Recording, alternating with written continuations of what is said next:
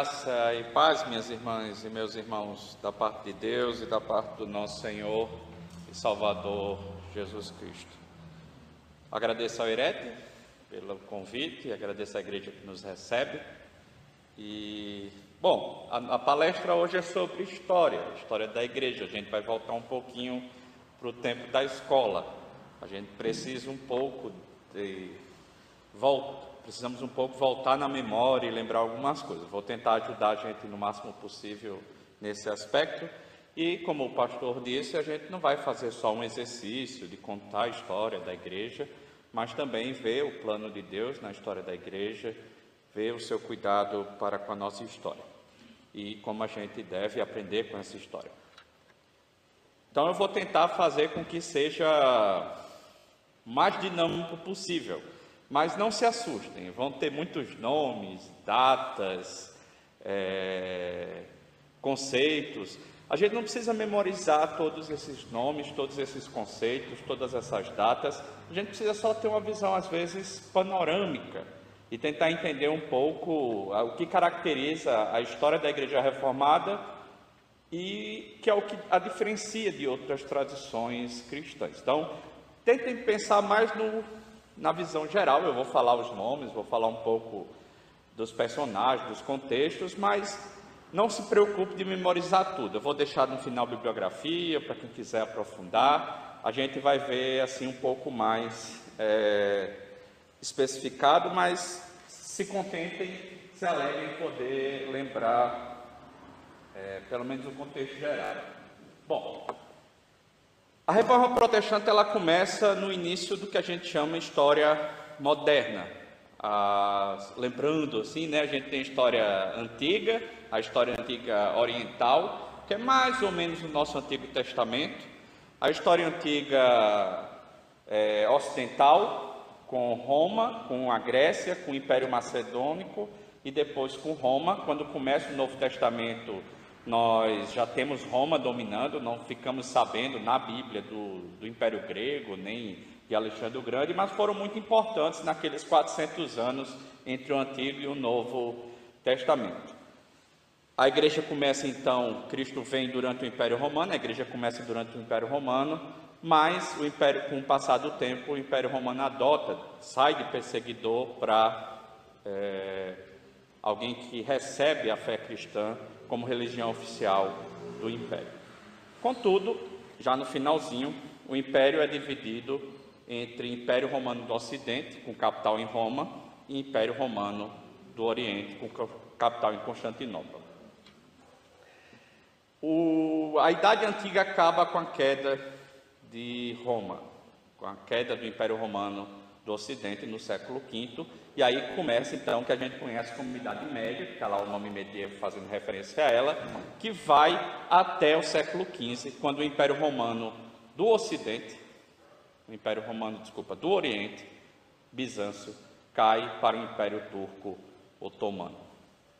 E aí começa então no século XV a chamada Idade Moderna. Em 1517, então, nós temos o início da Reforma Protestante, foi comemorado um dia desses, no dia 31 de outubro de 1517, Martinho Lutero prega as suas 95 teses na Catedral de Wittenberg, contra as indulgências principalmente. E aí começa o que a gente costuma usar como data para começar a Reforma Protestante. Só que antes de chegar em Lutero, nós temos uma série de mudanças no final da Idade Média que eu quero pontuar um pouco sobre elas agora. Uma é que na segunda parte, no início da Idade Média, o pensamento teológico filosófico que prepondera na igreja é a patrística, o período dos famosos ou chamados pais da igreja. O principal desses autores era ocidental, do norte da África, de fala latina, que era Agostinho, bispo de Hipona. E tem vários outros pais da igreja. Por muito tempo eles vão ser a referência. Agostinho, e aqui eu já quero deixar isso claro, Agostinho foi um homem que sofreu muita influência do neoplatonismo, sofreu muita influência, que já era uma versão mais religiosa do platonismo, original de Platão.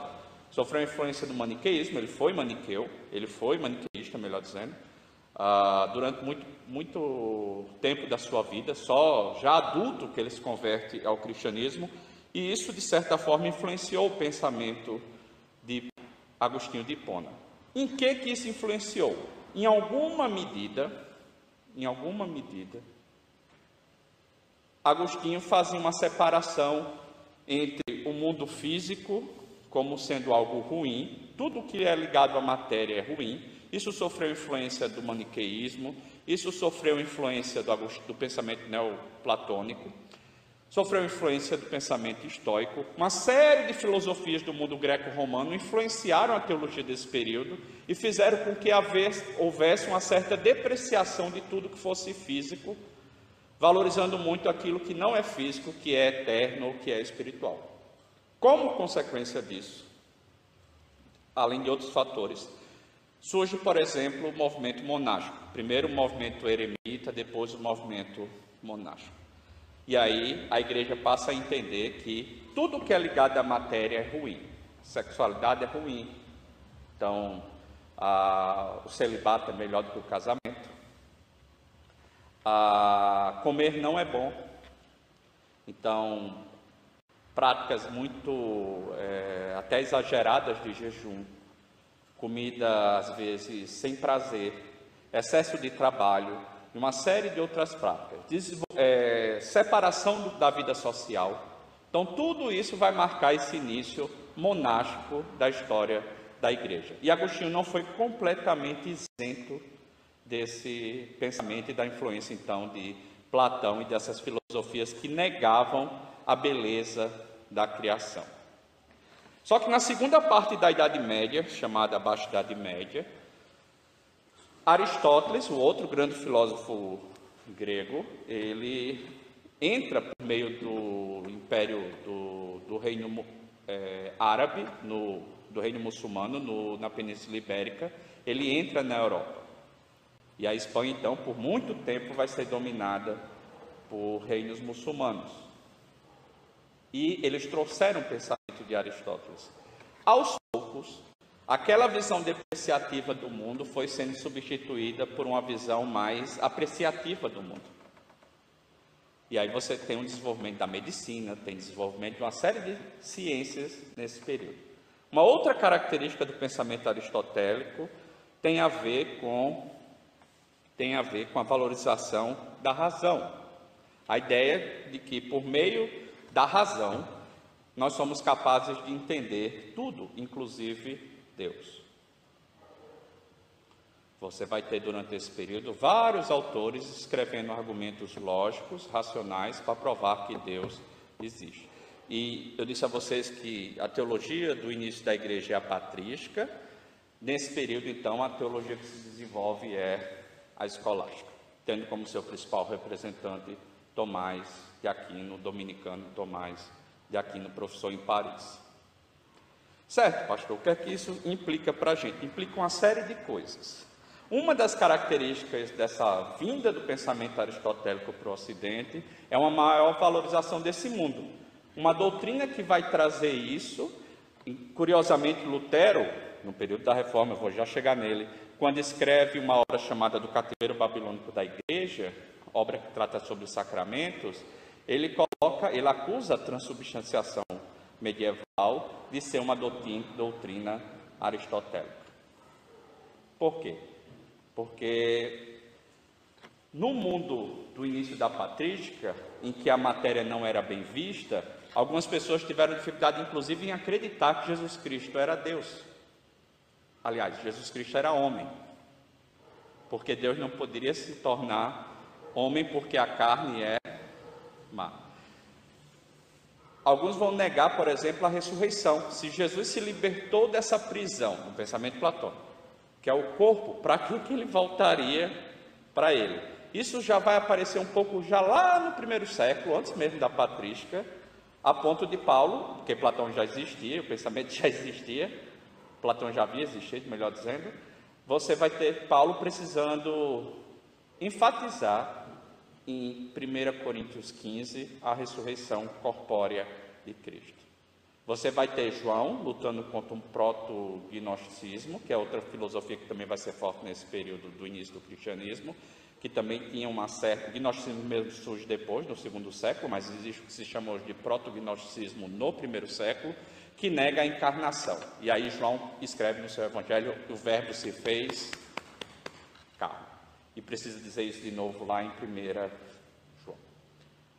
Já na época da escolástica, a ênfase na carne ficou tão forte que isso gerou a doutrina de que, e isso eu estou citando Lutero, no livro do Cativeiro Babilônico da Igreja.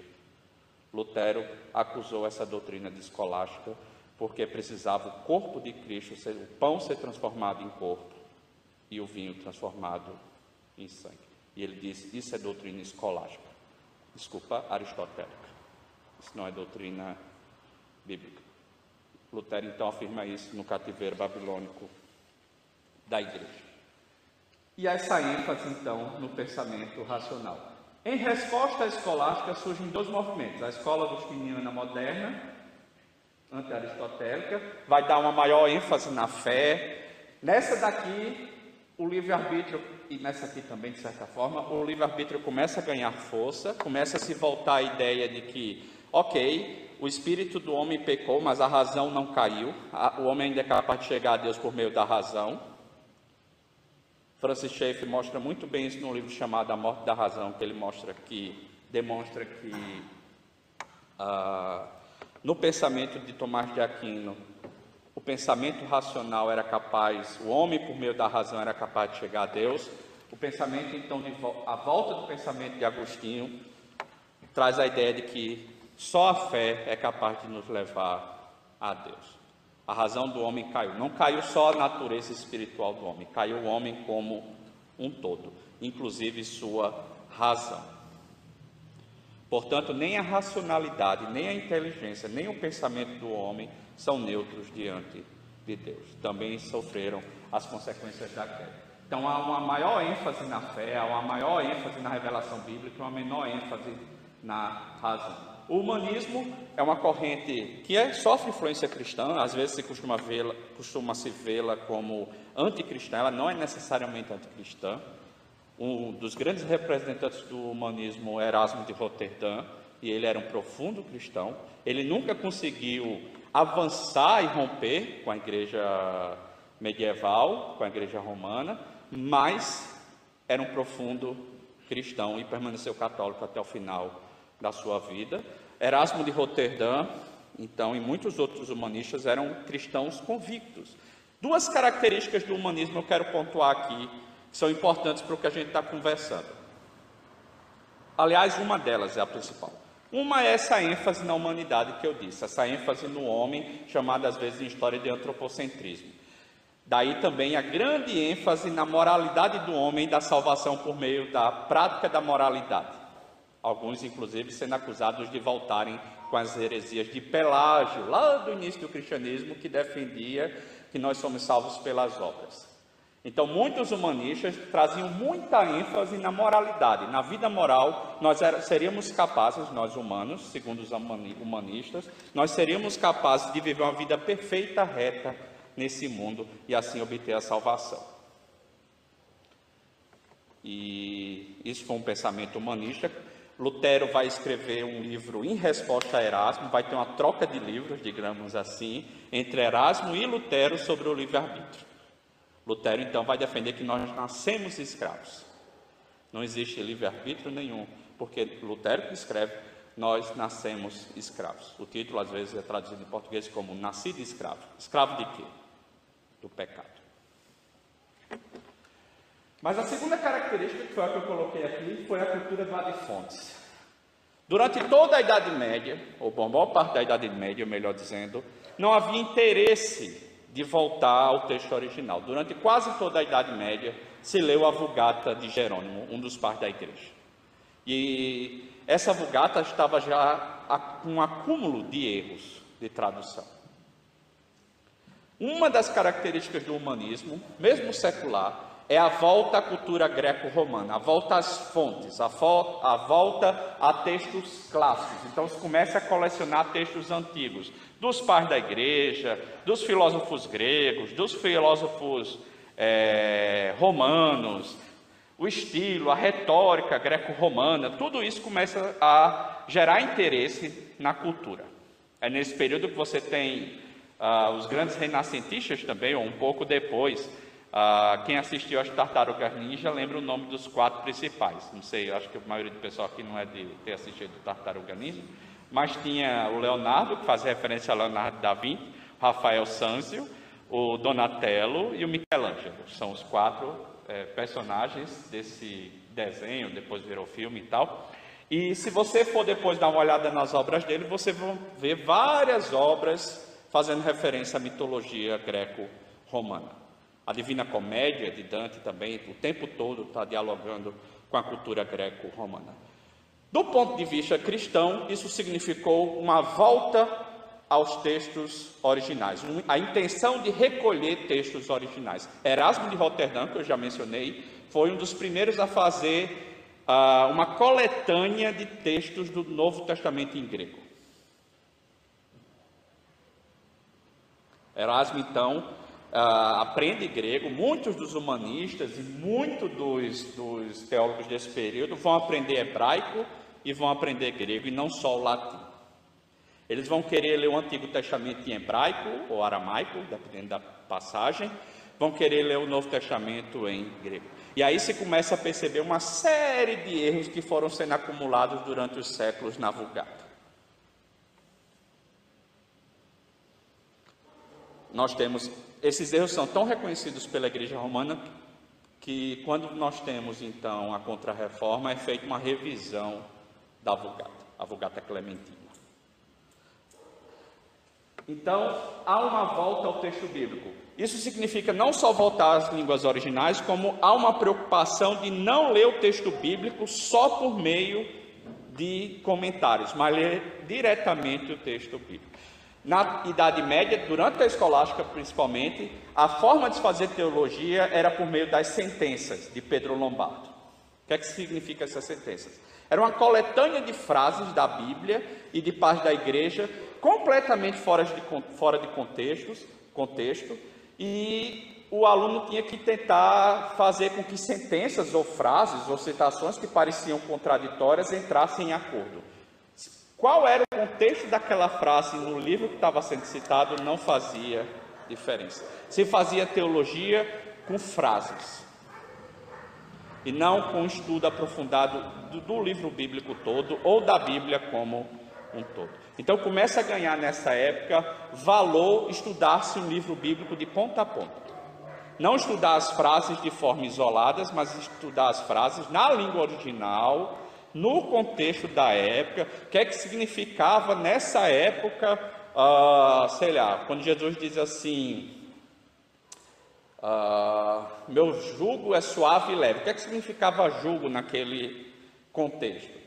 Contra a interpretação do período medieval alegórica, que estava um pouco na patrística, na igreja de Alexandria, na parte oriental, na parte da Alexandria, mas que ganha força durante a Idade Média. Você não precisava entender o texto bíblico no seu sentido original. Aqui se começa com o humanismo, estudar isso. O humanismo foi tão forte, Lutero não sofreu muita influência do humanismo, sofreu mais influência da escola agostiniana, porque ele era um monge agostiniano. Contudo, Calvino sofreu em Paris muita influência do humanismo. A primeira obra de Calvino é um comentário sobre a obra de Sêneca, o filósofo romano, De Clementia, ou sobre a clemência. A primeira obra de Calvino, então, é sobre uma obra de um filósofo, não sobre a Bíblia. Calvino era e teve formação humanista, bem como a maioria a gente vai ver daqui a pouco, teólogos reformados, tiveram uma importante formação humanística, conhecedores, então, dos textos bíblicos nas suas línguas originais. Lutero também, Lutero fez a tradução, né, para o alemão também. Mas essa parte do humanismo e de filosofia, Calvino e outros reformados tiveram mais formação, enquanto Lutero teve mais influência da nova escola agostiniana. A devoção moderna, é um movimento que sofreu influência dos humanistas. Erasmo de Roterdã também faz parte desse movimento. O que é que era isso? Resumindo bem muito, era a ideia de que todos os crentes deveriam ler a Bíblia. Isso surgiu antes da Reforma. A Reforma não inventou isso. Isso já vinha no finalzinho da Idade Média. Todos os crentes deveriam ler a Bíblia, todos os crentes deveriam ser instruídos, deveriam viver uma vida piedosa. Na Idade Média havia graus de santidade. Você tinha o clero e você tinha o povo. O povo nunca alcançaria o nível de santidade do clero. Por quê? O povo casava, portanto, tinha relações sexuais, o povo mexia em dinheiro, não tinha voto de pobreza, não tinha voto de obediência, não fazia tanto jejum. Quem se dedicava exclusivamente à vida religiosa seria então mais santo, e aí a devoção moderna tenta trazer essa vida de santidade para dentro do mundo leigo, para a membresia geral da igreja. Nesse período também vai ocorrer um grave confronto entre o poder espiritual do Papa e o poder temporal. As nações estão se formando. Portugal, Espanha, o Sacro Império, desde boa parte da Idade Média vai ter conflito com Roma. E cada vez mais o pessoal está se questionando assim, por que a gente deve satisfação ou mandar dinheiro para Roma? Em grande medida, a reforma alemã, com Lutero, foi uma reforma por interesses políticos. A menor intervenção, quanto mais perto de Roma, a parte sul da Alemanha, mais católica. Quanto mais distante, mais luterana. A Inglaterra, mesma coisa. Desde o início da Idade Média, a Inglaterra tentou ter um cristianismo não muito ligado a Roma. Já Portugal e Espanha, profundamente ligados, permaneceram católicos. A Itália também. A Suíça era um entreposto comercial muito importante e sempre tentou manter uma certa independência. E aí a reforma também entra pelos interesses da burguesia de manter o comércio. Por quê? Porque para a Igreja Católica, a usura ou o lucro gerava muito problema. Compreensões teológicas traziam a ideia de que juros era pecado, e tudo deveria ser feito com preço justo. Então a margem de lucro de um produto ficava bem reduzida. O pensamento protestante então vai rever essas coisas e vai haver então na Suíça, por causa do seu desenvolvimento comercial e econômico, pressão para romper com Roma. Então esses são os contextos. Por que reforma? Reforma aqui, eu gosto sempre de lembrar que não é reforma porque está querendo fazer algo novo. Na nossa cultura, reforma é criar, às vezes, um ambiente novo. Não é assim? Quando a gente vai reformar a casa, vai fazer um puxadinho. Não é isso reforma aqui. Reforma é voltar às origens. Daí, aquilo que a gente viu aqui, ad fontes. Voltar ao texto bíblico original. Ler sem o texto no seu contexto bíblico para trazê-lo para... Isso é conhecido na história da interpretação bíblica como um método histórico gramatical. Você entende o texto bíblico no seu contexto histórico, na gramática, e tenta aplicar para a vida da igreja hoje. Então, há uma volta às origens. Por que protestantes? Nós temos, no início da Reforma, 1517, o Sacro Império vai ficar, então, uma confusão. Porque tem uma parte da galera que não quer a intervenção de Roma, tem uma parte que quer. Quem mandava lá? O imperador. Você tinha várias cidades independentes e vários principados. Alguns deles, inclusive, elegiam um imperador. O imperador, Carlos V, era Carlos II da Espanha. Carlos I, eu acho, da Espanha. Porque ele era Carlos V no Império, mas ele era Carlos I ou II na Espanha, como rei de Espanha. Carlos V precisava dos exércitos dos príncipes. Por quê? Deixa eu voltar aqui, vou mostrar bem rapidinho. Olha quem tinha chegado na Europa. O Império Turco Otomano. Aqui é onde estavam aquelas igrejas do Apocalipse, mais ou menos aqui. Isso aqui seria a província romana da Ásia Menor. Seria mais ou menos aqui. Aí se descer aqui, está Israel, bem aqui assim, do Mediterrâneo, né? Desenhando aqui no resto do mapa. Eles tinham conseguido conquistar Constantinopla, que ficava desse lado aqui, e então estavam avançando. Nos anos 20, eles chegaram a cercar Viena, que está por aqui. Está por aqui. Eles chegaram a cercar Viena. Então o imperador, nesse território aqui que ele administrava, nesse território aqui mais ou menos que ele administrava, ele precisava do apoio dos príncipes. Então ele também, o Papa fazendo pressão para que ele matasse Lutero e todo mundo, e ele precisava dos príncipes. Então, inicialmente, ele cede ao Papa, voltando aqui, inicialmente ele cede ao Papa, condena Lutero e os luteranos. Só que depois, na Dieta de Spira, de 26, ele dá uma liberada. Não, cada um vive a fé no seu reino, aqui no seu território, no seu principado, do jeito que quiser. Depois, em 29, ele desfaz essa liberação da fé luterana. Então, os príncipes luteranos escrevem um documento de protesto, daí eles recebem esse nome protestante. De certa forma, o nome protestante vem do direito de liberdade religiosa. O imperador não pode dizer que fé nós vamos ter aqui no nosso território. Certo? Lutero, então, aqui, não vou me deter muito, mas é o início da Reforma Protestante. Se eu fosse resumir para vocês o que foi a doutrina principal de Lutero, é a justificação pela fé, e não por obras.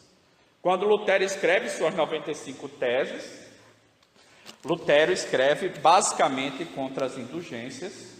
Abriu aqui? Hã? Ok. Minha esposa está... Quando Lutero escreve em 1517 as suas 95 teses, elas são basicamente sobre as indulgências. Eu não vou me deter muito, tem muita coisa para contar sobre isso, mas assim, se a gente for resumir, Lutero ele fazia isso em 31 de outubro de 1517. De 1514 até esse período, ele ensinou Gálatas e Romanos na Universidade de Wittenberg. E comentando Romanos, Lutero diz: quando eu li que o justo viverá pela fé, as portas do céu se abriram para mim. Lutero era um homem que tentou todo tipo de prática religiosa medieval para se salvar por meio de obras e viu que não tinha como. Então, Lutero era um homem extremamente angustiado quanto à sua própria salvação, porque ele olhava para a sua salvação, para a sua vida, e via que não conseguia parar de pecar, e ele viveu então extremamente angustiado por isso. Lutero então, e todos os seus mentores espirituais receitaram tudo o que podia se oferecer na época, até peregrinação para Roma ele foi, comprou indulgência, e nada daquilo trouxe paz ao coração de Lutero. E Lutero então, quando entendeu que é salvo pela graça mediante a fé, ele diz: as portas do céu se abriram para mim. Esse é o cerne, a justificação, a salvação pela graça mediante a fé. A justificação por meio da fé. O que é justificação? É outro conceito importante que vai aparecer em Lutero e Calvino.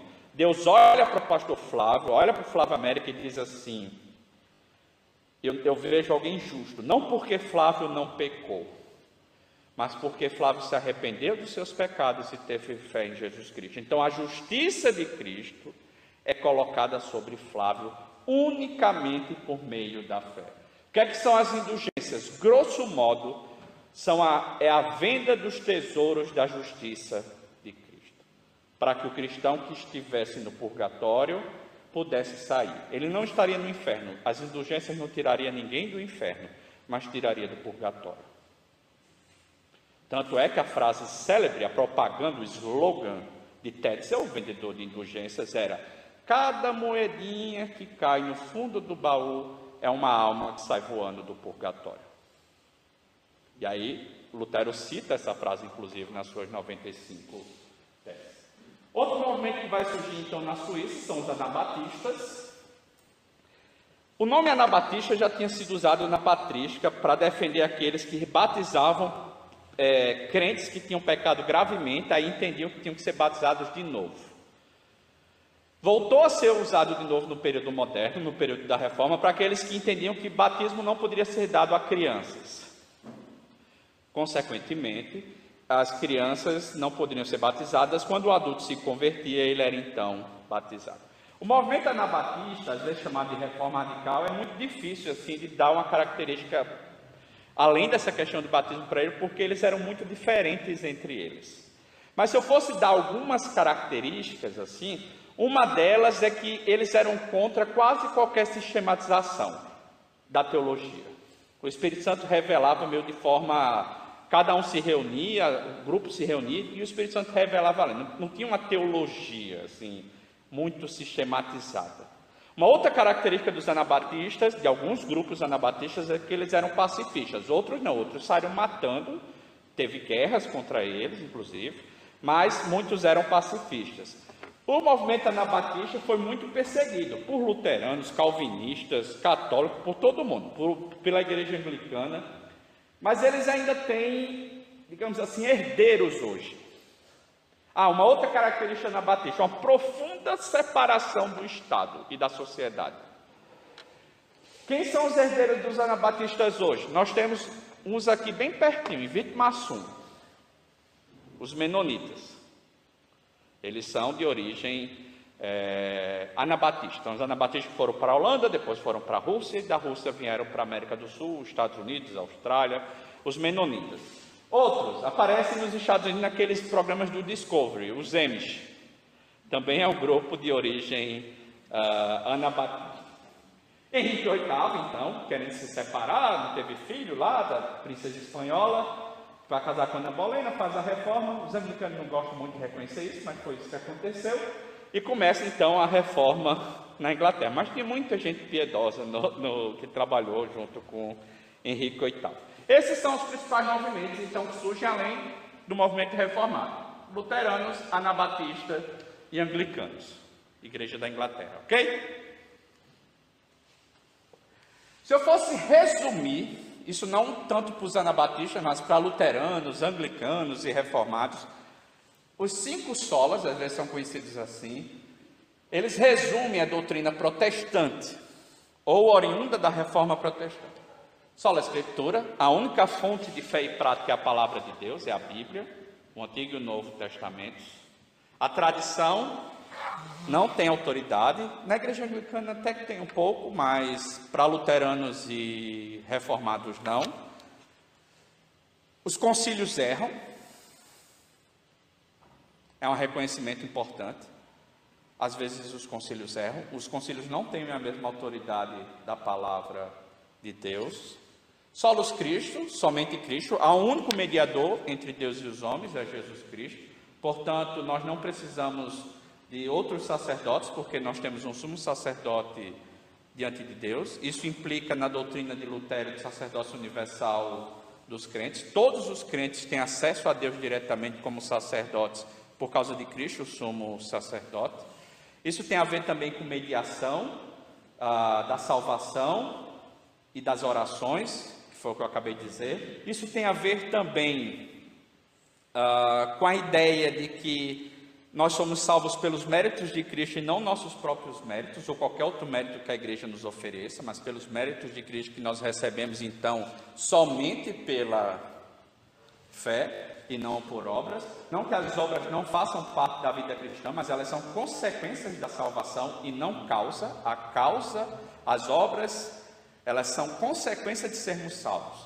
A fé é o instrumento que Deus nos dá para que a gente receba a salvação, então, que é tão somente pela graça, mediante a fé. Aqui nós temos, então, a doutrina, a justificação pela graça, mediante a fé.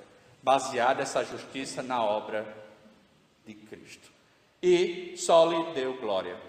Conta-se que Johann Sebastian Bach terminava seus hinos, suas partituras com SDG. Só lhe deu glória. Somente a Deus a glória. Isso implica em 2 coisas. O culto é somente ao Deus Trino. O culto é somente ao Deus Trino. Nunca é direcionado a ser outra pessoa ou outra criatura. Não tem culto para anjo, nem se ora para anjo. Não tem culto, nem se ora para outros seres humanos. Isso Eu já fui em igreja que estava tendo culto por aniversário de pessoa da igreja, que tinha uma foto da pessoa na mesa do culto, assim. E aí eu fiquei confuso, assim, para quem é esse culto? Tem igreja que gosta de fazer aniversário do pastor, assim, o culto é todinho sobre o pastor. A gente tem que ter muito cuidado com cultos, cerimônias fúnebres, para o culto não ser sobre o morto. O culto não é para ele e não é sobre ele. Só a Deus glória.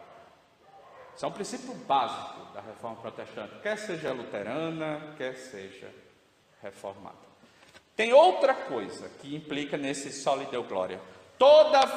A vida toda do cristão é vivida para a glória de Deus. Nós não vivemos para a glória de Deus só nos cultos, nós vivemos para a glória de Deus em cada fôlego da nossa vida. E isso vai trazer implicações econômicas para as igrejas reformadas, como eu vou falar já já. Certo, eu coloquei aqui a reforma calvinista, risquei para ficar a reforma reformada. Vou explicar. Às vezes o nome do movimento é Reforma Protestante.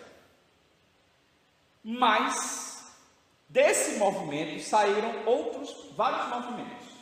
Um desses movimentos, eu já falei, é o luteranismo. Outro, do período, é o movimento anabatista. Outro é a igreja anglicana. E outro é o chamado movimento reformado. Então, quando eu falo reformado, eu não estou falando só de todo mundo que veio da reforma protestante, mas um grupo específico que não é luterano, não é anglicano, nem é anabatista, que é a gente. E eu vou explicar mais daqui a pouco, certo? Mas porque isso gera muita confusão. Reforma protestante é uma coisa, movimento reformado. Então, quando a gente quer falar de todo mundo, a gente chama igrejas protestantes. Igrejas reformadas são um movimento mais específico, que difere de luteranos, anglicanos e anabatistas, ok? Por que não calvinista? Porque Calvino não foi o único teólogo importante desse movimento. Está aqui uma grande lista.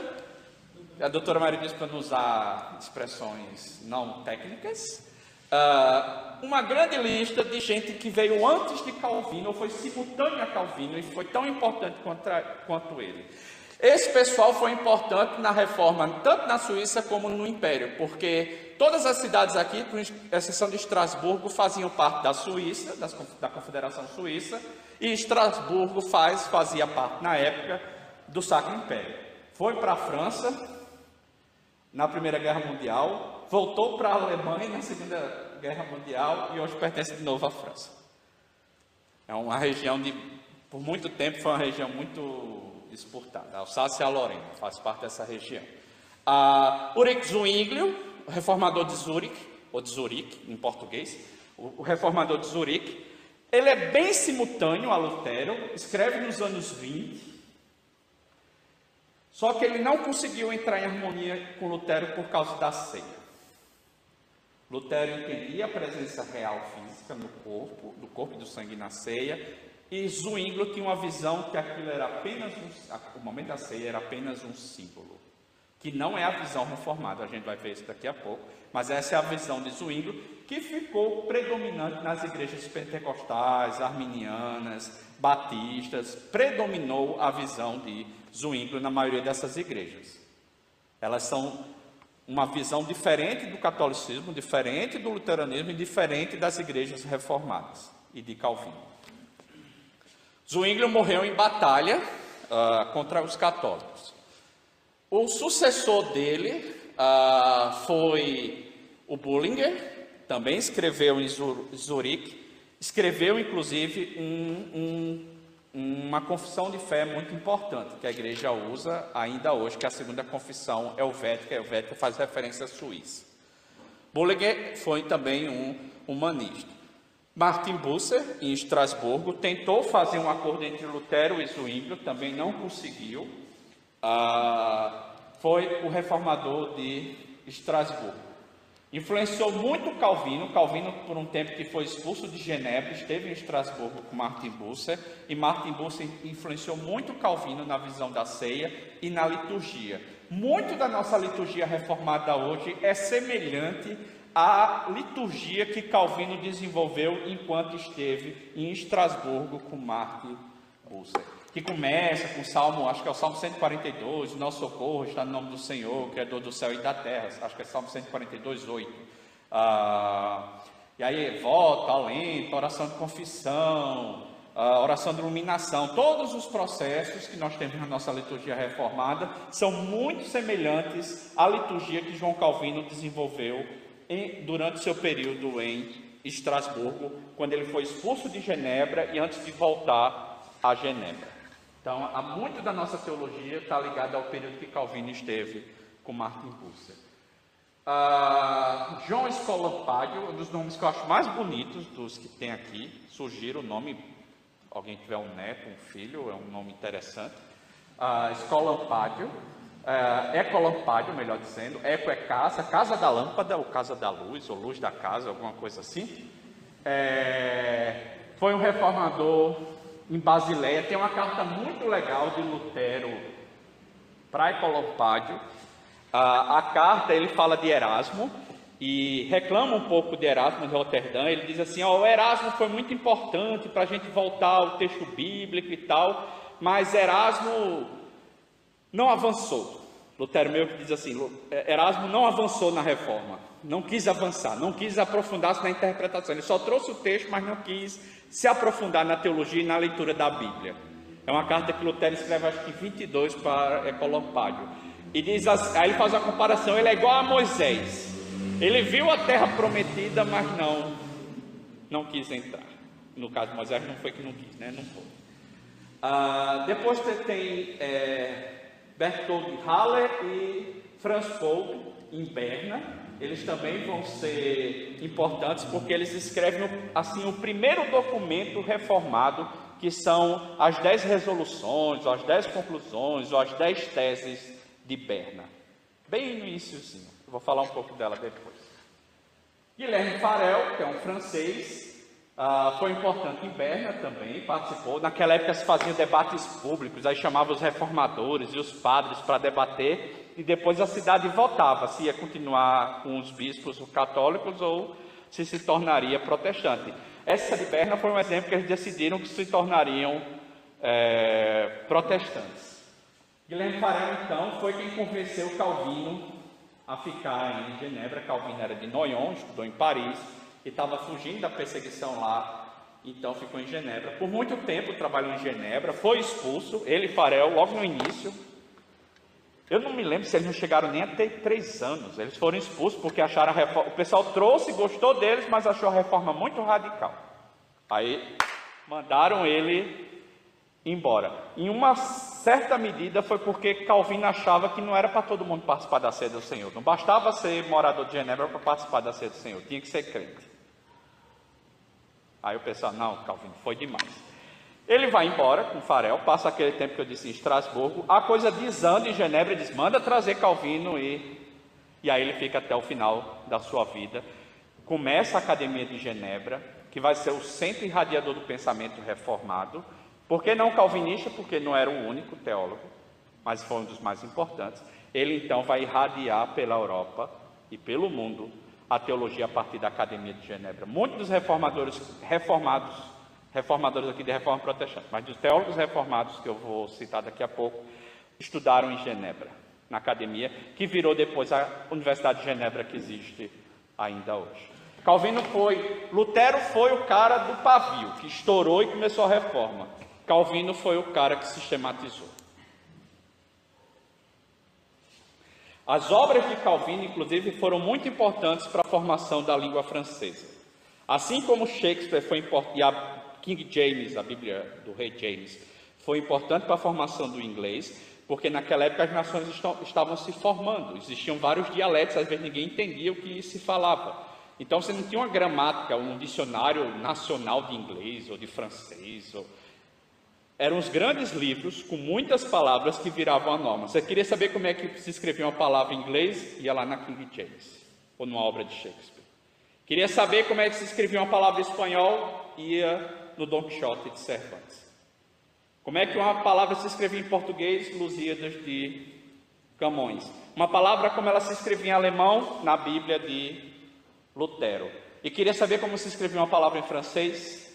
Ia nas Institutas ou num comentário de Calvino. Então, foi fundamental para a formação da língua francesa. E sistematizou, então, a teologia, não só protestante, mas principalmente de linha reformada.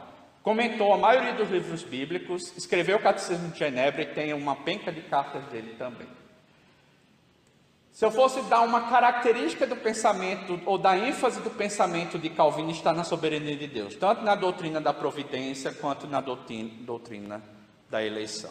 A soberania de Deus se expressa tanto na eleição daqueles que são salvos, quanto se expressa não só no fato de Deus ter criado o mundo com regras de funcionamento, mas pelo fato de Deus ainda governar o mundo por meio da sua providência. É o controle de Deus sobre a sua criação.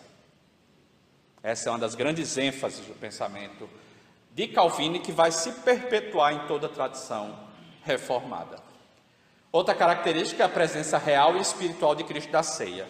Não há presença, na compreensão de Calvino, não há presença do corpo de Cristo. Por isso que é espiritual, nem do sangue. Mas por que é real? Porque Cristo está presente de forma especial naquele momento. Não é só um símbolo. Há uma presença especial de Cristo. Pastor, mas Cristo, como assim presença especial? A Bíblia diz que Deus está em todo lugar, mas a Bíblia também diz que Deus decidiu estar presente de forma especial no meio do seu povo. É o mesmo princípio teológico.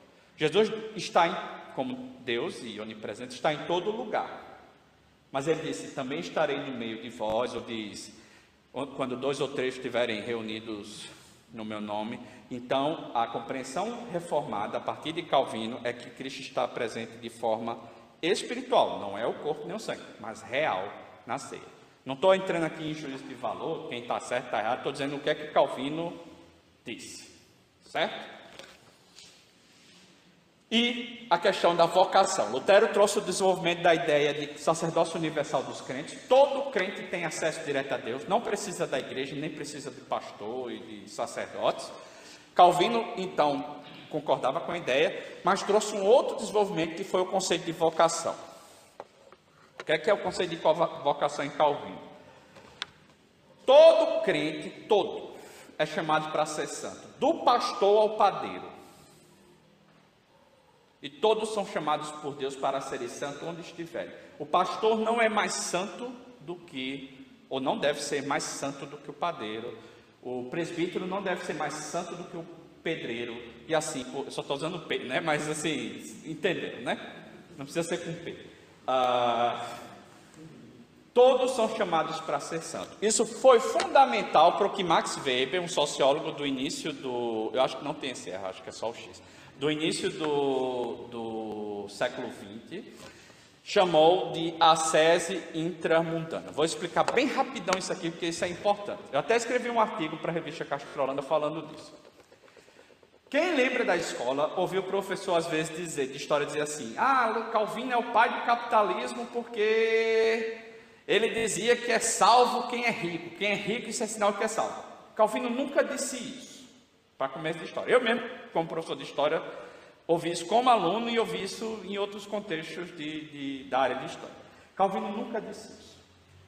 E se diz que quem disse isso de Calvino foi Max Weber no livro chamado A Ética Protestante e o Espírito do Capitalismo. Também não é verdade que Max Weber não disse isso. O que foi que Max Weber disse? Ele disse assim, o pensamento medieval entendia níveis de santidade. Existe o clero, que é santo porque é separado, não casa, aquela coisa toda que eu já falei. Eu leio que vai viver do jeito que dá para ser santo. Ele mexe em dinheiro, faz comércio, tudo isso macula a vida dele. O sexo, da família, essas coisas. Então ele não é lá essas coisas. Isso gerou uma ética do trabalho, ou uma ética da santidade, melhor dizendo, chamada extramundana, ou seja, a santidade só pode ser vivida fora do mundo.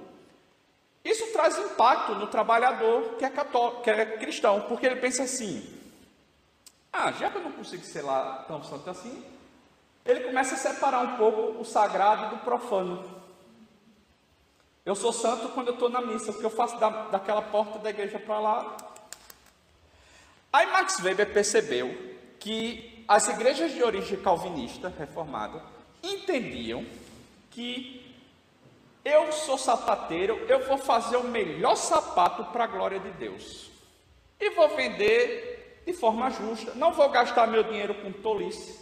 Meus filhos vão estudar, porque isso não é uma coisa sem valor. O trabalho é algo digno, o trabalho não é castigo.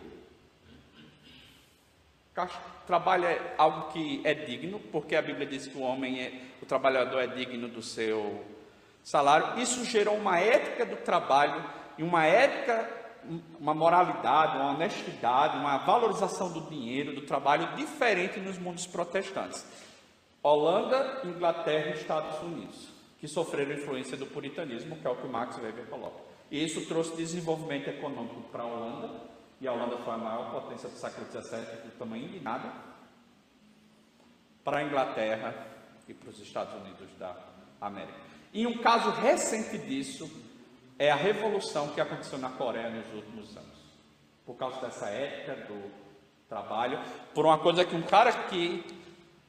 um sociólogo, digamos, da universidade, assim, não é teólogo, escreveu dizendo sobre a ascese. Eles entendiam que a santidade, a ascese aqui é a ideia de exercício, o exercício da santidade da vida cristã deve ser vivido não fora do mundo, mas dentro do mundo. Então eu vivo cada milímetro da minha vida para a glória de Deus. Isso. Se você trabalha direito e não gasta dinheiro com tolice, isso traz ou não traz desenvolvimento econômico? Traz, né? E quem está dizendo não é pastor Flávio, é Max Weber. Certo? Depois, você vai ter, então, pós-Calvino, contemporâneo dele, gente que vai espalhar o calvinismo. Eu já estou avançando. A história é grande. O que foi? Estou afastando muito, é? Tá. Coisa de professor.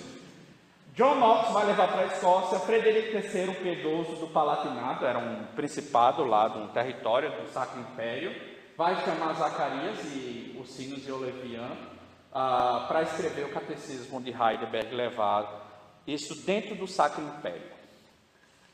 Knox leva para a Escócia esses três aqui para essa região dentro do Sacro Império, chamado Palatinato. Teodoro de Beza continua em Genebra e Guido de Bré para os Países Baixos, que hoje a gente chama... mudou, não é mais Holanda, mas Países Baixos e Bélgica, mas naquela época era uma coisa só, governado pelos Habsburgos da Espanha, que também eram imperadores do Sacro Império e senhores desse território. Surgem então várias igrejas reformadas, aí aqui para confundir mais a gente, porque eu disse que reforma tem a ver com um grande movimento, que gerou luteranos, anglicanos, anabatistas e reformados. Só que dentro dessa grande família chamada reformada, que não é anglicano, que não é luterano e que não é anabatista, existem denominações que têm o nome de igreja reformada. Então existe a grande família reformada, todo mundo aqui faz parte da grande família.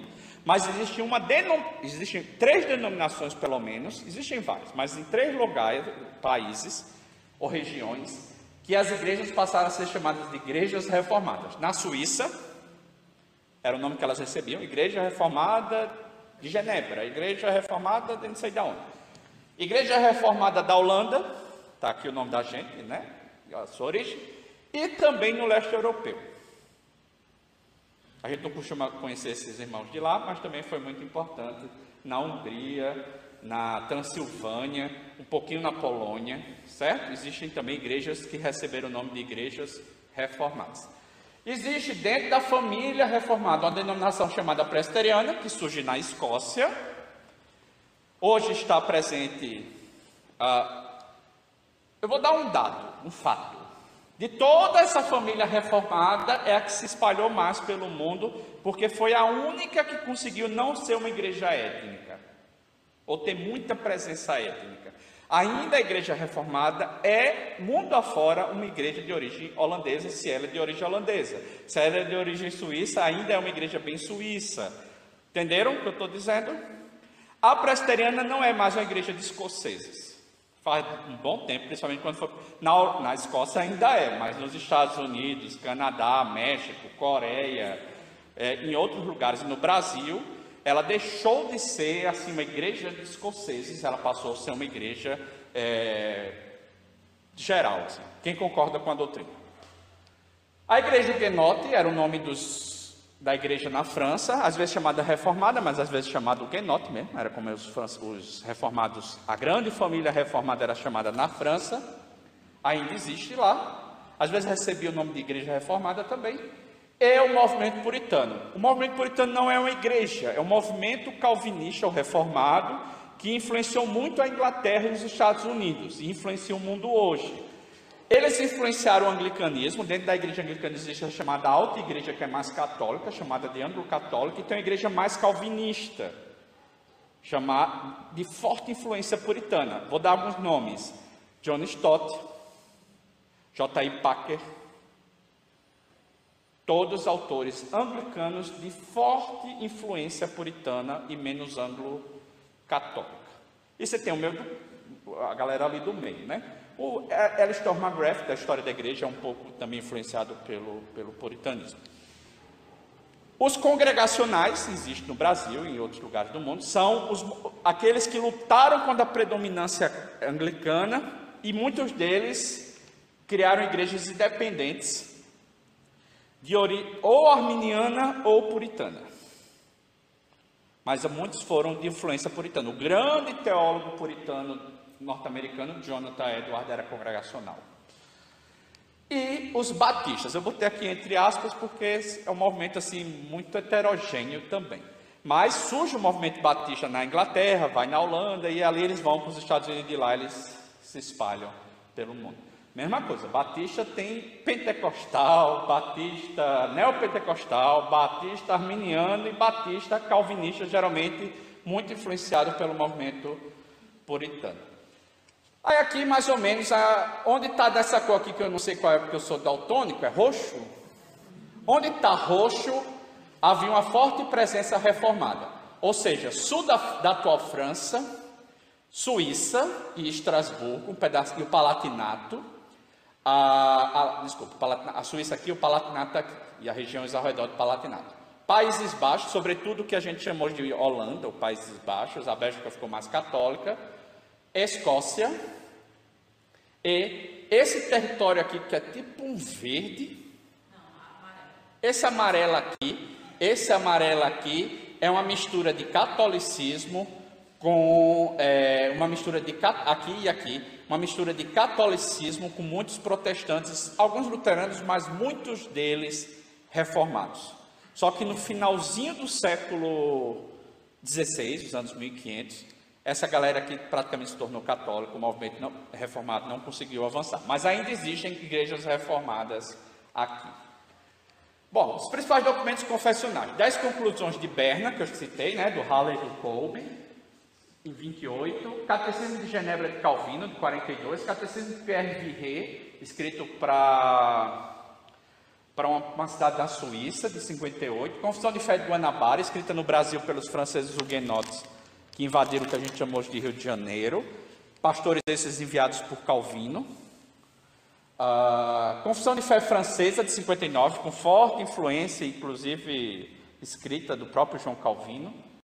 Confissão escocesa, escrita por Knox, de 1560. Confissão belga, Guildo de Bré, de 1561. Nós adotamos esse documento. Curiosamente, em holandês não chama belga, é a Confissão dos Países Baixos. A segunda confissão helvética, a primeira foi modificada por Bulling, em 1562, Catecismo de Heidelberg, escrito principalmente por Ursinus e Olevian, em 63, a mando de Frederico III do Palatinato, o Piedoso.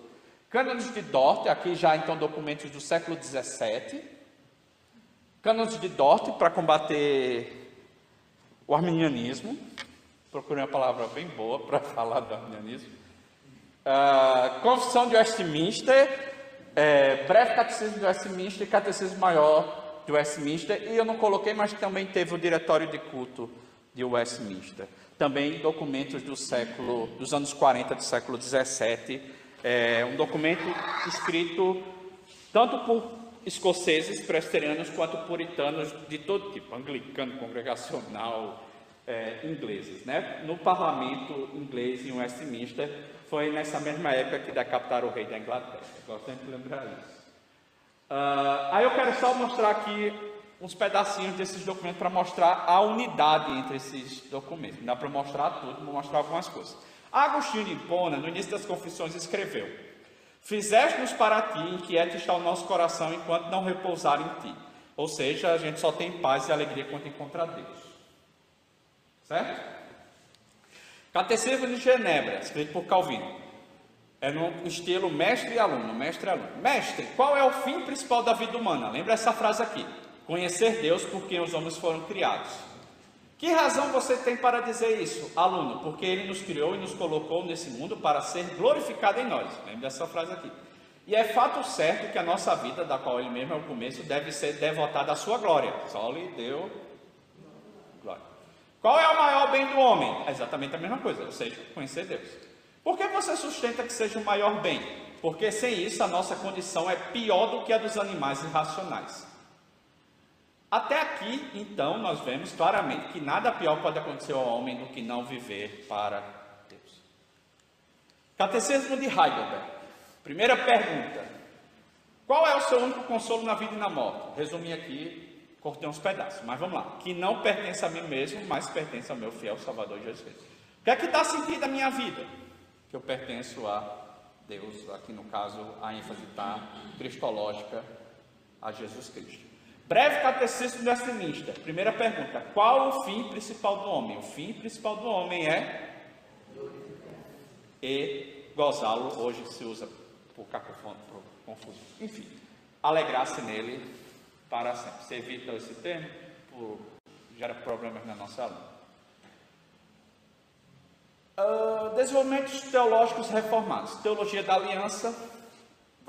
Isso é a base bíblica que nós temos teológica para o batismo das nossas crianças. Separação entre igreja e Estado. Algo também muito importante. Já aparece às vezes em Calvino e nesses teólogos, mas vai ser desenvolvido ao longo desses quase 500 anos de teologia reformada. Sistema de governo presbiteriano, aqui entenda por presbíteros, não é a denominação escocesa, certo? É a forma de governo. Quem governa a igreja? O conselho. No nosso caso, presbíteros e diáconos, mas na maioria das igrejas, presbíteros, os anciãos. Federalismo e soberania popular. A teologia federalista dos estados modernos surgiu em grande medida dentro do pensamento reformado. Althusius, Johannes Althusius é o principal teórico, um alemão reformado, e que toda nação é feita a partir de um acordo, não foi só Rousseau que disse isso, entre o povo e o seu governante. Isso dá inclusive direito de rebelião, faz parte do pensamento. Eu disse a vocês que os puritanos decapitaram o rei. Monergismo, a salvação pertence somente ao Senhor. Ética do trabalho, eu já falei. Educação laica e mista. No Brasil isso foi fundamental, as igrejas, escolas presbiterianas foram quem trouxeram para o Brasil a educação, sala de homem e mulher junto, educação física, esporte para homem e mulher, e a educação laica também. Os luteranos também envolveram-se muito nisso, não vamos colocar o crédito só nos reformados, mas os reformados também, onde os reformados surgiram nos Estados Unidos, criaram universidades, Princeton, Yale, Harvard. Há uma ênfase na educação, na ciência, no desenvolvimento, na tecnologia. Isso é resultado, inclusive, no Brasil, com a vinda das igrejas holandesas para a agricultura nacional. Cosmovisão reformada, sobretudo a partir, começa com o presbiteriano escocês, mas depois se desenvolve principalmente com Abraham Kuyper. E toda a teologia de cosmovisão do século XX.